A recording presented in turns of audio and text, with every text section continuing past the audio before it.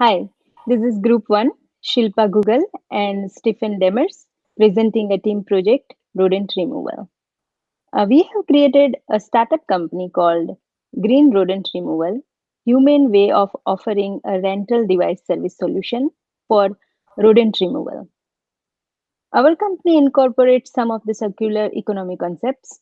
Its core values are to offer the exceptional consumer experience through pet and family safe humane based practices, reusable products, recyclable and biodegradable materials, and through utilizing shared and on demand infrastructure. Can we please change the slide? Industry market research on IBIS World indicates that annual growth in the industry from 2013 to 2018 is about 2.8%, with the US revenue of $1.72 billion. There are other rodent control options available in the market, such as full service exterminators and self service traps. Their drawbacks are listed here in our presentation. As you can see, full service exterminators are highly expensive. They use poisons or glue traps regardless of consumers' preference, and that might impact negatively on overall consumer satisfaction as long as their emotional responses are concerned. This service requires someone on the customer's property, so it might be inconvenient for the working individuals to accommodate this schedule. Other drawback of exterminator service is that it focuses on servicing business and institutions. Another option available in the market is self-service traps. We found out through our interviewing process that for a big segment of consumers, such as female urban consumers, these snap traps are scary to use. The sight, sounds, and smells of killing are disturbing for many people. So overall, they generate unpleasant experience in the users. These traps are cheap and readily available, but must be stored or thrown away after their use. That is generating a lot of waste. So not really efficient in terms of circular economy concept. Based upon our market research, we found out that our blue ocean strategy was focusing on female urban consumers' emotional needs and provide safe and relaxing experience. Because our rental traps kill humanely and the customers would never see the mouse, our rental model not only makes premium traps affordable, but the distribution model allows it to operate for 24 hours a day, 7 days a week. That offers the great convenience which is not available in current full service exterminators option available in the market. Our rental service solution is designed in a way that minimizes the waste. Can we please change the slide? Our key competitors are GRR Trap Rental and Victor Smart Kill. Victor Smart Kill reviews indicate that mice are often injured and not killed. Blood is often left in the trap setup that is difficult for some. Employing the trap requires touching the mouse. That makes it unpopular, and 15% of Amazon reviews are 1 star. The Victor competes directly with GRR on several key functional features. And we have created a few comparison metrics based upon these features and concepts. The concept outcomes such as price, availability of the product, safety, time, convenience, human business practice, and emotional experience of the consumers. Then for the comparison purpose, we have given a score to each of these features as 1 being poor to 5 being excellent. Their total score makes GRR having it more as 42 as opposed to Victor having 19, as you can see it in the chart. So after having a deep understanding of the market and competitors, current products or services and consumers' voice, we have focused upon launching our new rental product service concept. That involved three major outcomes. Number one, our focus should be to target consumers that are urban professional female whose age is between 24 to 35, or more aware consumers who believes in reduce and reusing of products. Second, weather impacts the probability of rodent coming into homes. Cold and rainy weather attracts rodents. And third, older buildings are more prone to have rodents.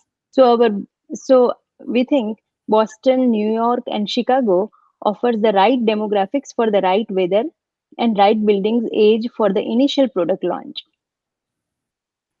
Can we please change the slide? So the question now is what what the business and community are gaining by launching our new rental product service solution. From the business point of view, it increases company's profit margin by offering a product that commands a premium price. And also, a company can become a recognizable brand by wowing consumers for its excellent service solution and for creating less waste. From the community point of view, it creates flexible jobs that pay a living wage in the places the product is used. And communities being benefited by eliminating non-biodegradable waste across the product's life cycle. Thank you. Now Stephen will take over. Thank you, Shilpa. As we went out and we conducted interviews with potential users, we heard a theme that older potential consumers already had an established way of dealing with mice. These were homeowners, they felt experienced, they felt like they had an idea of how to tackle it.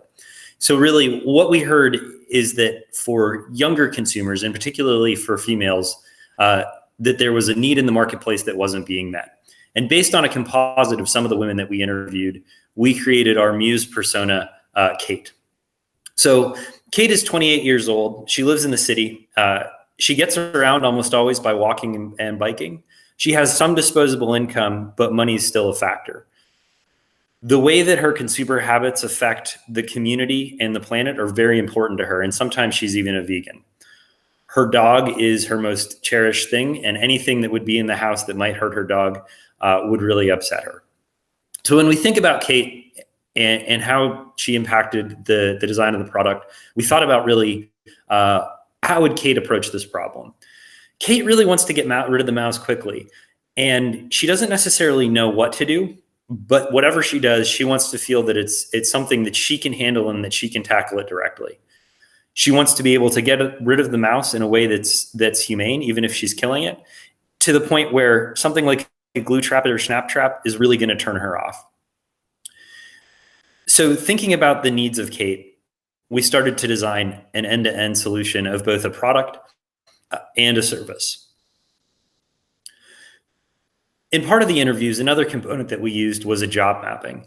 And we took the time to map the job of getting rid of a mouse from the moment that a consumer decides that they need to get rid of a mouse who's in their home through the actual disposal of the mouse. Across this life cycle, we took the inputs from interviews, particularly with young urban living women, and made sure that they were mapped to key outcomes that we wanted to make sure that we supported at each of those processed job steps. From those steps, we identified 3 must-have components. It needed to be a product that the consumer could use and feel confident using. Ideally, there's no contact with the mouse itself, whether it's sight or smell or certainly touch. And if it's something that people are going to bring into their home, it had to be something that was going to be completely safe for pets and for children. Based on those inputs, we developed an overall approach. We wanted something that was going to be available 24 hours a day, 7 days a week, either in a local location like a 7-Eleven or through a service like Postmates. So core to this principle is the distribution of vending machines similar to red boxes where consumers can rent the traps. The next component was the trap itself. We wanted to develop a trap that used CO2 since it was the BU best practices for euthanizing mice and rats in labs as a way to kill them that was humane. Essentially, the mouse just goes to sleep. We wanted to make sure that the consumer never actually had to touch the mouse when disposing of the mouse. And we wanted to make sure that on the back end, there was app and chat support so that the consumer really felt like they had somebody in their corner as they went through the process. And finally, and really critically, aligned with GRR's principles, we wanted to make sure that we designed a trap and a process life cycle that minimized waste and at every corner leaned to an approach that got rid of toxic materials, allowed products to be biodegradable, and allowed them to be recyclable. Critically, we also want to make sure that across our supply chain, our employees are paid a living wage. Once we had started to describe the attributes of what we wanted, we developed a consumer journey. So I'm going to walk you through what Kate would experience with our product. So it's about 9 o'clock and Kate is watching Netflix up in her room. And she hears a mouse and it's over by the bag of chips that she has by the door. The first thing that she does, she doesn't want to call her boyfriend, she doesn't want to call somebody else, is she Googles it. And as she's looking through the results in Google, the first things she's seeing are more long-term solutions. She might be able to go pick up traps in the morning. She might be able to call a Terminator, but she really doesn't want anybody in her house, and they won't be able to be there for days. But she wants to be able to do something now. She identifies an option with GRR. It's cheap, it's humane, and she can go get it right now by walking. She walks down the street, and she would also have the alternative of connecting via Postmates, and picks up a GRR trap. When she gets home and opens the trap, there's instructions either available via app or in hard copy in a reusable sheet in the box. Very quickly, she's able to pair the GRR trap with her router, and using instructions or support from the app, she's able to place the trap. The next day while she's at work, she receives an alert on her phone. The mouse has been trapped. When she goes home that evening, she follows another set of instructions and is able to empty out the trap. And the mouse is contained in a biodegradable sleeve, so she doesn't have to see the dead mouse. Once her problem's been solved, she can take that trap and return it back to a local vending machine, or again, use the app to contact Postmates to have them take the trap back. The trap itself needs a form factor that's very easy to use. We are envisioning a wooden box with electronic components inside. The device is very easy, user-friendly, and it only has one button with two indicators, one indicating that the trap is ready and one indicating that the mouse has been caught. When the time comes to empty the trap, there's only one other button on it to enable disposal of the biodegradable sleeve. The trap also has biodegradable and reusable features. The trap would feature a rechargeable battery so that in between uses, the trap can be recharged by GRR. All of the electronic and metal components would be installed in such a way, avoiding things like soldering, so that the metal components could be recycled using the proper channel. All the components that weren't metal or electronic would be made of wood or another biodegradable substance, so that at the end of the product life cycle, the entire product would be able to be returned to the earth via compost. Thinking about the flow of the product that supports Kate's consumer journey, we have several key steps. So in our 3 activation cities, we would be placing a logistics center. This logistics center would serve as the hub for clean traps that are ready to go and servicing of traps that are being returned. The traps would be cleared of Wi-Fi information because privacy is important. And as they're being sanitized, we would be using non-toxic agents so that we wouldn't be putting anything dangerous into a waste stream or into water. From the logistics center, we would be sending out trucks that would be EVs that would be going on an optimized route to the vending machines across the city located at a location like a 7-Eleven or another bodega. The vending machines would be networked so that they'd be able to tell the driver which machines needed service most critically to make sure that we had clean product flow across the marketplace. From a consumer perspective, they then have 2 options to get and return the traps.